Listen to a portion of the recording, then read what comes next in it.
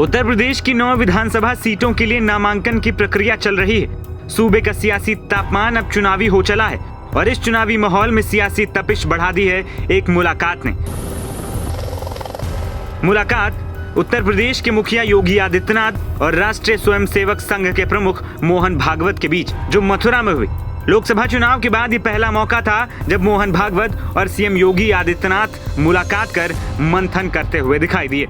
औपचारिक रूप से इस मुलाकात को लेकर यही कहा जा रहा है कि सीएम योगी ने संघ प्रमुख को महाकुंभ में आने का न्योता दिया है, लेकिन 45 मिनट तक चली इस मुलाकात के दौरान बात क्या बस महाकुंभ के न्योता तक सीमित रही, इस पर भरोसा करना थोड़ा मुश्किल है। मिली जानकारी के मुताबिक मुख्यमंत्री योगी आदित्यनाथ शाम करीब 6:32 पर गऊ ग्राम परखम फरह पहुंचे और रात करीब 9:07 पर वहां से निकले। सीएम योगी जिस समय संघ प्रमुख के साथ बैठक कर रहे थे उस समय मीडिया को बाहर ही रोक दिया गया था। माना जा रहा है कि दोनों लोगों के बीच में उपचुनाव समेत कई अहम मुद्दों पर चर्चा हुई। यूपी के मुख्यमंत्री योगी आदित्यनाथ की संघ प्रमुख के साथ ये मुलाकात करीब 45 मिनट तक चली, जबकि मुख्यमंत्री वहां पर 2 घंटे तक मौजूद रहे। वहीं ये बैठक बेहद अहम मानी जा रही है। इस बैठक में सूत्रों के मुताबिक सूबे की सियासत पर चर्चा हुई।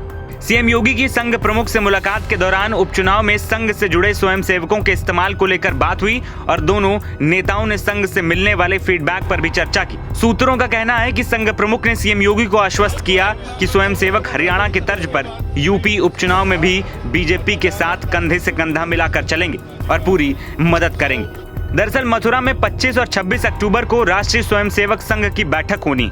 इसी बैठक में शामिल होने के लिए संघ प्रमुख मोहन भागवत मथुरा पहुंचे। संघ प्रमुख 28 अक्टूबर तक मथुरा में ही रहेंगे। इस बैठक में संघ की आगे की कार्य योजना और विभिन्न अहम मुद्दों पर मंथन होगा। इस बैठक में 46 प्रांतों के प्रांत प्रचारक, सह संघचालक, कार्यवाहक और प्रचारक मौजूद रहेंगे। वहीं लोकसभा चुनाव के नतीजे आने के बाद ये पहला मौका था जब मुख्यमंत्री योगी आदित्यनाथ ने संघ प्रमुख से मुलाकात की। चुनाव में बीजेपी को बड़े स्तर पर नुकसान उठाना पड़ा था। ये सबके सामने यूपी की कई सीटों पर बीजेपी हार गई थी। सपा और कांग्रेस गठबंधन राज्य की 80 में से 43 सीटों पर जीत दर्ज करने में कामयाब रहा था।